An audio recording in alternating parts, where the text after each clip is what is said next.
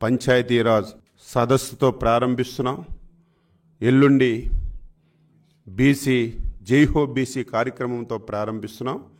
అదేవిధంగా 5వ తారీఖున మొదటి మీటింగ్ కనిగిరి కాన్స్టిట్యున్సీలో ఒంగోలు పార్లమెంట్లో ఈ కార్యక్రమాన్ని నిర్వహిస్తున్నాం 5వ తారీఖున. 6వ తారీఖున విజయవాడ పార్లమెంటు తిరువూరులో, అదే రోజు సాయంత్రం నరసాపురం పార్లమెంట్ ఆచంటలో జరపాలని చెప్పి నిర్ణయించాం. 9వ తారీఖున తిరుపతి పార్లమెంట్ వెంకటగిరిలోను, నంద్యాల పార్లమెంట్ ఆళ్లగట్లో 2 సమావేశాలు నిర్వహించాలని 9వ తారీఖు నిర్ణయించాం. 10వ తారీఖున విజయనగరం పార్లమెంటు బొబ్బిలి, కాకినాడ పార్లమెంటు తున్లో 2 సమావేశాలు పెట్టాలని నిర్ణయం చేశాం.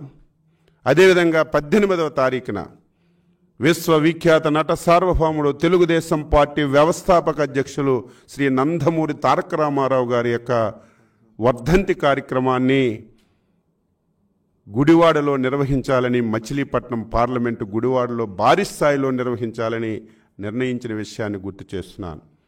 19వ తారీఖున జీడీ నెల్లూరు, చిత్తూరు పార్లమెంట్లో జీడీ నెల్లూరులో చేస్తున్నాం.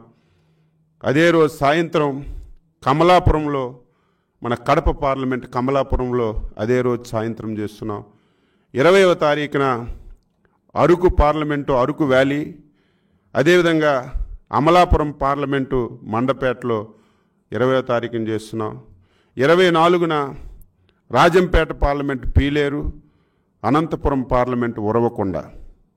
25వ తారీఖున నెల్లూరు పార్లమెంట్ కొవ్వూరు అసెంబ్లీలో, కర్నూలు పార్లమెంట్ పత్తికొండ అసెంబ్లీలో 25వ తారీఖున, 27వ తారీఖున రాజమండ్రి పార్లమెంటు గోపాలపురం, గుంటూరు పార్లమెంటు పొన్నూరు, 28వ తారీఖున అనకాపల్లి పార్లమెంటు మాడుగుల, శ్రీకాకుళం పార్లమెంటు టెక్కలి, 29వ తారీఖున ఏలూరు పార్లమెంటు ఉంగుటూరు, బాపట్ల పార్లమెంటు చీరాలలో ఈ సమావేశాలు పెట్టాలని నిర్ణయం చేసిన విషయాన్ని మీ అందరికీ ఈ సందర్భంగా గుర్తు చేస్తున్నాను.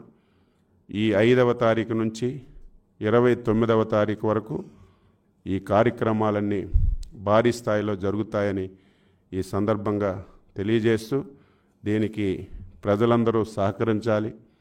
స్వచ్ఛందంగా ప్రతి ఒక్కరూ కులాలకు అతీతంగా, మలాలకు అతీతంగా, జాతులకు అతీతంగా, ప్రాంతాలకు అతీతంగా వాలంటరీగా వచ్చి ఈ సభని విజయవంతం చేయాలని చెప్పి రాష్ట్ర పార్టీ తరఫున ప్రతి ఒక్కరికి కోరుతూ అందరికీ నమస్కారం.